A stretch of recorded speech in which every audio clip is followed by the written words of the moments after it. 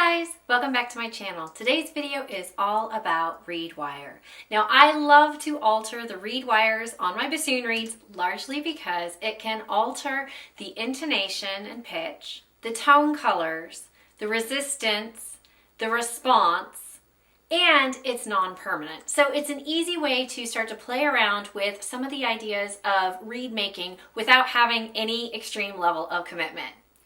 Okay, so let's dig in. I like to use 22 gauge soft brass wire. Now, I picked up my 22 gauge soft brass wire from Ace Hardware store. I mentioned the manufacturer because oftentimes the reed wire can be slightly different based on manufacturer. This is very similar to when you buy clothing. From one manufacturer you might be one size and another manufacturer you might be a completely different size.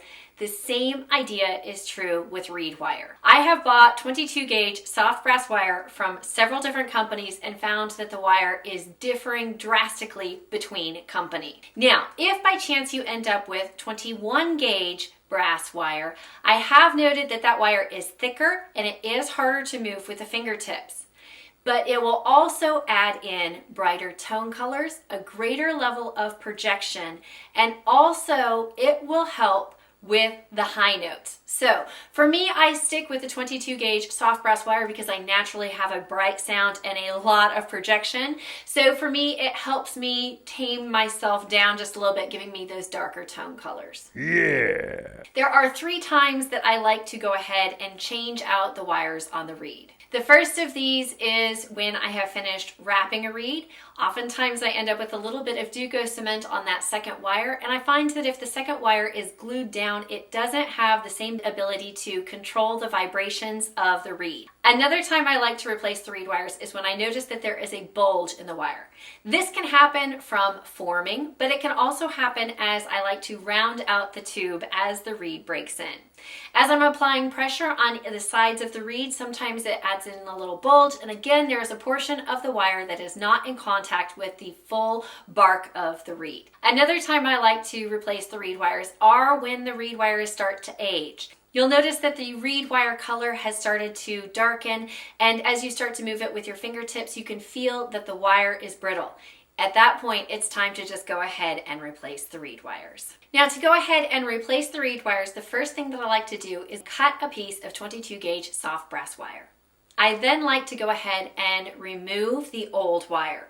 I do this by lifting up and then undoing the turns with clockwise turns to the right. After I have removed the first wire, I like to go ahead and take the new wire, hold it in place only with my thumb, and then wrap the wire around. I start with the right side, pressing it around, and then I do the left side, equally pressing it around. Now when they come back to the front side of the reed, the right hand side should be coming around on top, the left hand side should be coming around on bottom.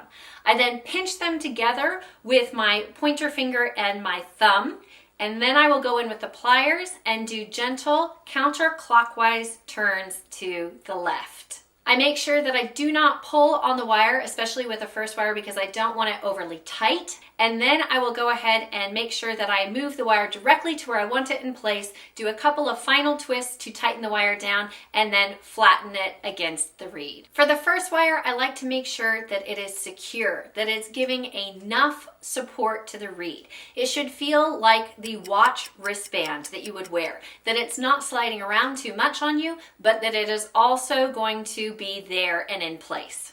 The second wire I like to have just a little bit tighter, offering a bit more support than the first wire. An easy way to check this is to play the reed. If you play the reed and at any point you're trying to put air through it and it feels like it's kicking back and it hadn't been doing that before, then you know that one of your wires is too tight. Try playing with each of them one at a time, adjusting them to figure out which one needs to be loosened and which one needs to be tightened. If the first wire is too loose, E and C sharp, 2 of the most flexible notes, will probably sink on you. So at that point, you do need to go ahead and tighten that first wire, especially if it had not been doing that before. Okay guys, this wraps up my tips and tricks for replacing bassoon reed wires. There is more that I have to offer on this, so I'm sure there will be an upcoming video on that. If you haven't already, you might want to go ahead and click that subscribe button. If you enjoyed this, be sure to give this a thumbs up, and I will see you guys next time. Bye!